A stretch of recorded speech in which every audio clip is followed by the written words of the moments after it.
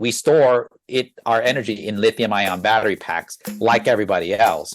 And a lot of other competitors allow you to expand batteries by either stacking on additional batteries or buying additional modules, and then you have to cable them in and so forth. But there's a limitation on how large you can grow the system. I think generally it's about 20 kilowatt hours to 30 kilowatt hours is as big as it can go.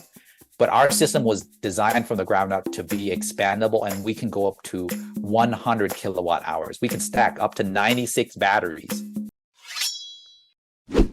Welcome to Business Ninjas, brought to you by WriteForMe, where you'll hear from business leaders who are out there growing their business and slaying it every day. Learn from the masters. Let's get started.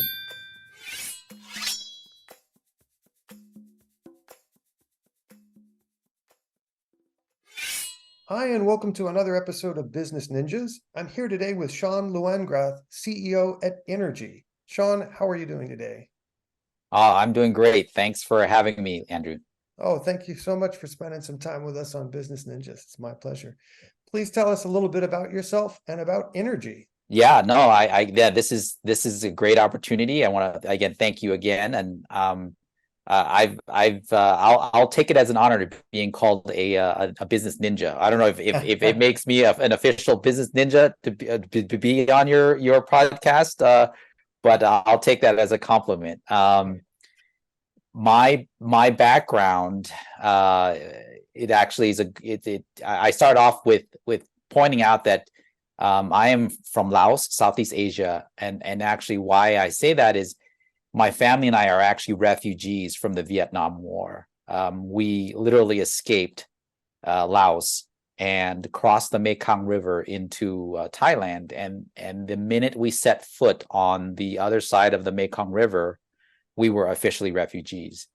And we were in refugee camps for about a year. And we had an uncle in California that sponsored us. And so basically we started our new lives in California. I was about 6 years old. I grew up in the Bay Area. Naturally, tech, drew me in. I've been in tech most of my career. I've worked for Fortune 50 companies such as Oracle, Cisco, and then most recently Apple. And my last big company was Apple. I actually left Apple when after they moved me to China to open Apple stores for them. I actually left Apple to join one of the startups I brought into Apple. I helped bring into Apple. It was a Sequoia Capital backed startup in San Diego. And I basically opened up the greater China region for them. I ran, Hong Kong, Taiwan, obviously mainland China, Macau, and then that company eventually was acquired by SAP. And then I actually after I left that company, I actually joined another late stage startup back in Silicon Valley. We moved back to the US, and they were a Kleiner Perkins backed late stage startup, hardware and software. And then we went IPO. I helped. I was actually was part of that process to going IPO, and it was a great experience. And then after that, it got a little bit boring again, working for a public company. And I actually was presented an opportunity to join the founder of Inergy. His name is Brad Barrett. He's the owner of a solar company called Big Dog Solar. He had incubated a portable solar generator company, and the origin of Inergy is Big Dog Solar did a lot of they do a lot of commercial and residential solar, and they specialized in off-grid solar, which means that it has a battery backup component. And after a lot of these installations, the customers were asking them, after they completed their system and they were happy with it, they said, do you have a system that I can take with me to my cabin or camping, or I need to go to this place and I need to have power? And they kept saying no, but eventually they started prototyping a solution. And after they got some concepts in play and some early customers, they looked for a CEO to be the first. They looked for their first CEO, and they were looking for someone that's got China, experience and ties. They've got for the manufacturing and sourcing and so forth, and then they wanted someone from that had Silicon Valley ties, connected to the tech, the innovation and so forth, and then they wanted someone also who has connections to the Rocky Mountain West. And I had gone to undergrad in Utah in Brigham Young University, so I checked all those boxes. And the thing that really drew me to Inergy was the mission. And the mission is to provide the world with affordable renewable power through the medium or the vehicle of consumer products. And as a refugee myself, there's over, according to the United Nations, there's over 750 million people in the world without access to electricity. And several tens of millions of those are refugees, and it's probably grown. That number has grown because of the recent, geopolitical situations that have occurred. A lot of those people are refugees, and I wanted to actually give back. And when we were refugees, we got a lot of support from people that were helping us and so forth. And I wanted to give back, and that's why I joined Inergy. And so that's a little bit of a long story, but it gives a lot of color as to why I'm with Inergy and why Inergy, what our mission is. And everyone in the company is 100% behind this mission. We are a purpose-driven company, and we strive to be successful so we can do these humanitarian or kind of development, rural electrification projects, and we've started doing that. I don't want to go down the geopolitical rabbit hole, but as a human being in 2023, I am embarrassed that there are 750 million people that don't have access to a regular source of energy. Yeah. I mean, that's unconscionable, right? It actually was a bigger number several years ago, but thanks to the strategic development goals that the United Nations set out, we've made a pretty good dent in that. It used to be over 1 billion people in the world. Now it's gone down to about 750 million. Well, when you calculate the human and financial resources dedicated to the war machine globally, and you think of what it could be doing in the context of what we're talking about, but again, that's a left turn that I better leave to another podcast. When was the launch of Inergy? When's the origin of the company? We officially incorporated in 2014. And it was actually a crowdfunding campaign in late 2015 when we actually introduced our first just our first commercial product, which we called the Kodiak. We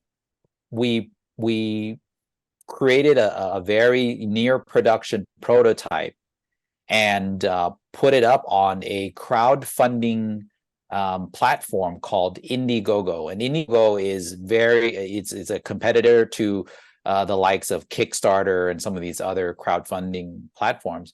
We put it up there in December of 2015, and by April or May of 2016, we had pre-sold $800,000 worth of that product. And that's when we knew we had something, that we had something. And then we took those funds and established our manufacturing operations, and that's how we got our start. Incredible. And is this exclusively a consumer product? Is there any other verticals that you service with it? We currently focus on and target consumer products because that's the easiest market to go after. We've been at this for about 8 years now, and we've generated over $30 million in revenues and have acquired over 30,000 customers. We are now actually delving into and opening up the B2B commercial channels. Gotcha.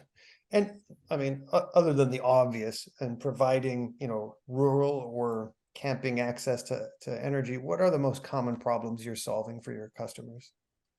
Yeah, the initial early adopters is a demographic that is known as the emergency preparedness aficionados, affectionately known as preppers. Preppers, yeah. And the people who are very concerned about providing for their families when the power goes out, or when there's a natural disaster, or even a man-made disaster. When things happen, and in the past decade, we've seen more and more of these man-made and natural disasters that have taken out the power. And so that is the main demographic, or the main customer segment that has really adopted our solutions, is those that want to be prepared for power outages, and obviously those that live in a more kind of outdoors, more kind of versatile environment, where they're, for example, they live in a van. Van life is a big thing these days. People just live in their vans and they go from one place to another, and there's not necessarily shore power or an AC wall outlet that they can plug their electronics into, and so they need off-grid power, and that's what we've been able to provide. You say van life, and that leads directly into my next question. Tell me about the COVID years. I would hope that in a way played right into your business model in terms of people's changing lifestyle. Yeah, I think what you're implying is that we got a lot of demand during the COVID years, and you're absolutely right. We nailed it. It was actually too successful in that in late 2019, we had built a great momentum up to that point. We were doubling revenues every year, and then COVID hit in early 2000, and we had basically sold out 3 months worth of inventory in the span of 2 to 3 weeks. Wow. Yeah, and but that success came with a cost, in that our suppliers all of a sudden didn't have, their factories were shut down, everything was shut down, and we had no more inventory to sell. And we were informed by our suppliers that it could take 6 months, 9 months, we don't know when we can resupply you, and we just didn't know what to do. And rather than sit on our hands and wait for the conditions to improve, what we did is we accelerated R&D, our research and development, and brought forth our next generation product, which we called the Flex. It's a truly modular system, and we pre-sold that system thinking, we were expecting 6, 9 months, maybe 12 months that we would be able to fulfill it. We had pre-sold about $13 million worth of that product.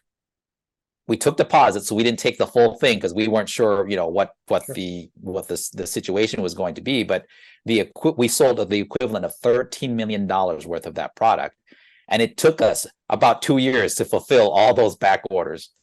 We just actually completed fulfilling all of our back orders just these past month or so. And so to answer your question about the COVID years, it was stressful, it was difficult, but it demonstrated that there was a need for our solution. And on an operational side, the COVID years forced us to be more nimble, more resourceful, more creative, in that we innovated, and we learned that we can do hard things and complex things by introducing and accelerating the introduction of a brand new product in the Flex 1500 and the Flex DC, that product line. You use the word resources. I'm hoping that Nevada and California are investing heavily in mining what appear to be some of the world's largest deposits of lithium. Is that sort of thing going to help with these supply chain issues that you've encountered in the last few years? Oh yeah, absolutely. So we were able to source quality lithium batteries. Some of our partners are Panasonic and Samsung and LG, and the COVID years also, what it actually spurred on or accelerated was the adoption of electric vehicles.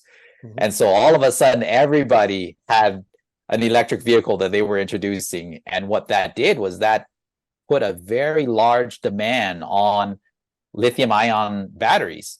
And we are, in the grand scheme of things, we're a small fish in a much bigger, they're much bigger fish that could consume those batteries. And even the likes of Tesla and the Gigafactory,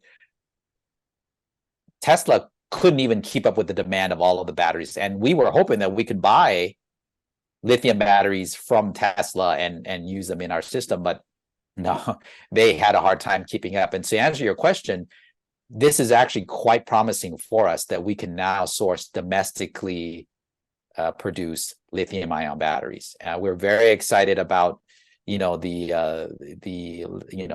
call it, I think they call it Lithium Valley or whatever it was, but in Southern California and Nevada. But yeah, we actually have partners and colleagues of mine that are part of that effort to kind of extract the lithium from that lithium brine. So it's pretty exciting stuff. I'm hopeful as well, because I mean the impact on lowering the footprint, the carbon footprint of delivering those batteries, it would drop exponentially if they don't have to be shipped from China if they're coming from here. Absolutely. What differentiates Inergy from your competitors? What makes you stand out? Yeah, we know about the portable solar generator market. We were not the first one. Actually, I need to give credit where credit is due. The grandfather of our industry is a company called Goal Zero. Goal Zero is actually a local company. We're in Utah and Idaho, and Goal Zero is a Utah company. And we've always been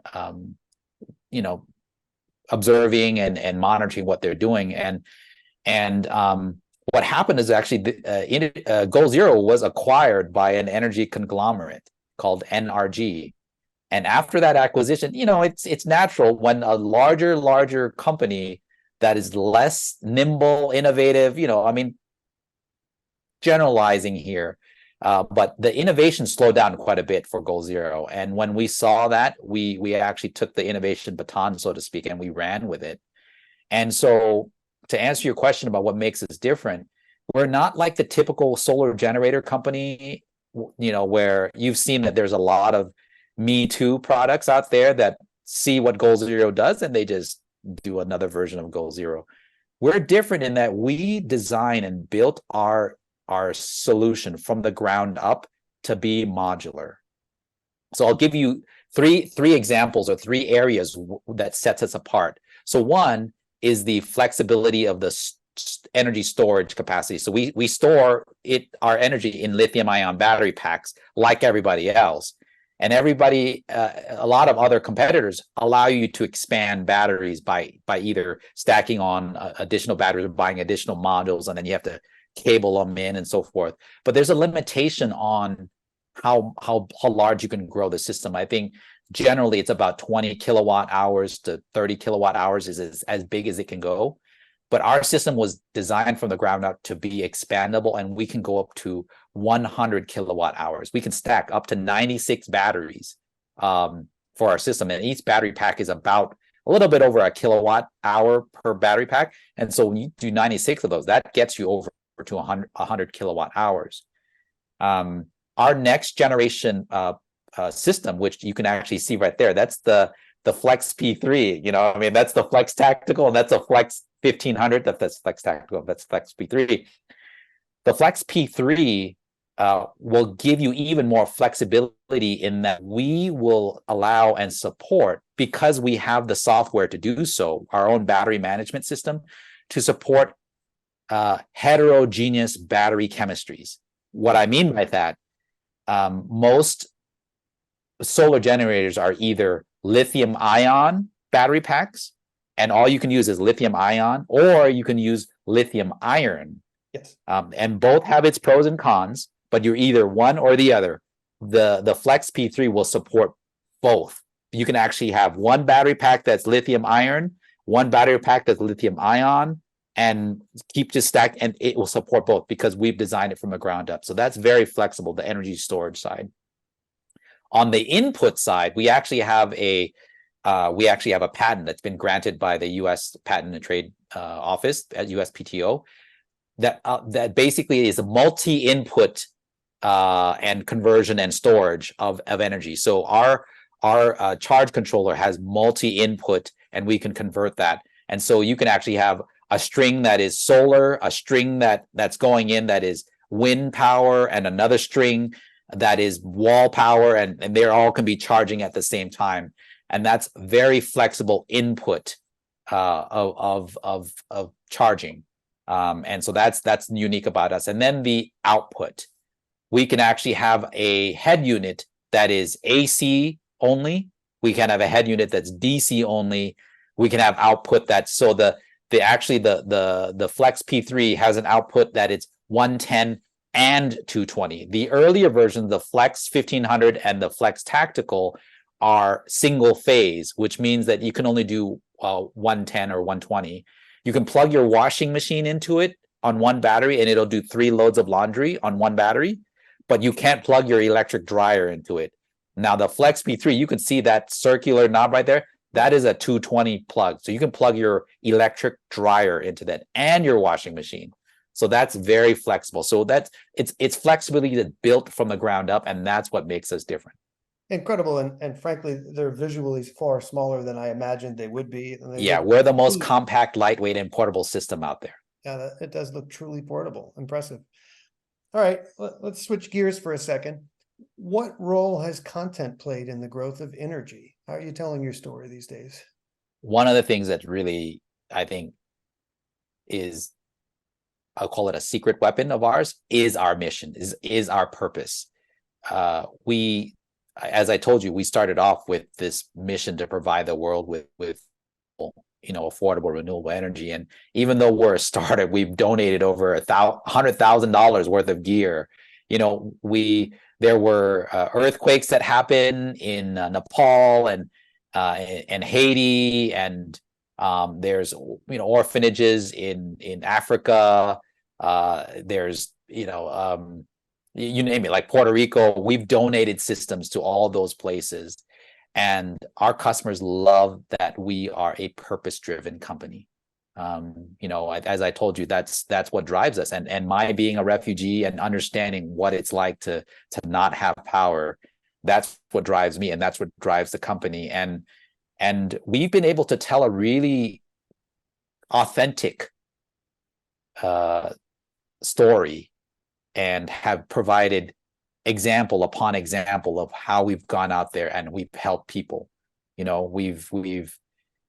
I've had the opportunity to go to Haiti, and I've met people who've just really, were devastated by the hurricanes and losing power. And, for example, I met an elderly lady whose husband had a breathing, a CPAP or a breathing apparatus to help him, just to sleep at night and to stay healthy. And when the power went out, he couldn't sleep well anymore, and he couldn't breathe well. And he died on the way to the hospital because his breathing stopped. And had he had one of our systems that he was able to take with him on the way to the hospital, he would have been able to make it. And those type of stories, this just really motivates us, because we want to make power accessible to the world. And these type of stories really resonate with our customers. Not everybody, is into this and they just want a gear. But I think, our tagline is power for life. And we feel that actually has multiple meanings. It has 3 levels of meaning. And I'll just quickly share this with you without taking too much time. Obviously, power for life is the renewable aspect side of it. Once you buy renewable energy, the sun will shine every day, and you can actually have power for the rest of your life using renewable energy.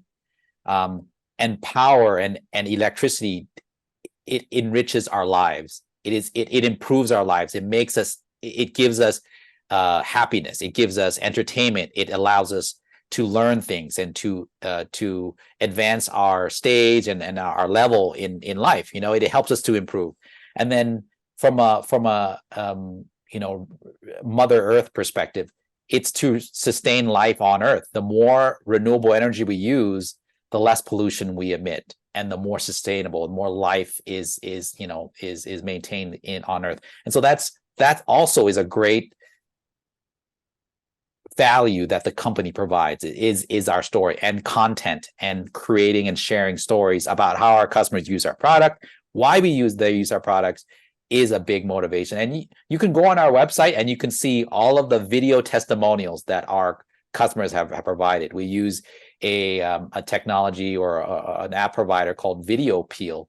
It's a great app where we just send an email invitation to our customers, and we tell them, just record a video on your phone or on your computer and tell us why you use it, how you use it, and how you like it. And they've generated tons of video for us, and and they're happy to share their story. In fact, actually, I believe we are the most 5-star or highly rated Google reviews portable energy storage or solar generator company out there. So we used to have a raving maven of customers and fans. Well, I thank you for sharing your story. I thank you for turning your experience into such a success and giving back at the level that you have. I mean, I cannot fathom being a refugee and ending up where you are and being able to help so many people who were in a situation that you previously existed in. So thank you for that. Let's look down the road a year. What are some things you'd like to be celebrating personally and professionally? I'll start off with the professionally.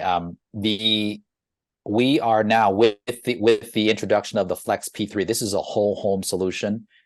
Prior to the Flex P3, we were just in like the consumer, outdoor, recreational, emergency preparedness space. You can power your personal devices, but it not power your entire apartment or your townhouse or your home for that matter. With the introduction of the Flex P3, we are now ready to go into residential power. And how we're getting into residential power is we are reaching out to and seeking partnerships with solar resellers, solar installers, which is our roots, right? We're a solar company, but we're only in the Rocky Mountain West. There's solar companies throughout the U.S. and customers who need this solution throughout the entire U.S. and throughout the world for that matter. We're also partnering with electricians who actually can easily promote and sell these solutions. You can sell the easier to install, easier to use, very low requirements for installing, and or you can actually have an electrician integrate this into your home, or you can just use it without integrating into your home. But electricians can also resell that as well. So in about a year, I'd like to be celebrating the healthy launch and rollout of a very vibrant business to business B2B sales channel. And personally, a year from now, I want to see us really grow our nonprofit. We were actually in the middle of creating a foundation, a nonprofit, a 501c3 that allows us to not only use funds from Inergy, because Inergy does donate systems, but we also will be able to provide tax incentives for our customers and fans who want to donate funds to help with these type of projects. And so in about a year, I'd like to be celebrating, maybe $1 million raised or $10 million raised. I'll make a hairy, audacious goal of $10 million raised within a year of purely resources that can help us fund projects where it's a sustainable model to provide power to developing countries. And I'll even do there's business personal and there's personal.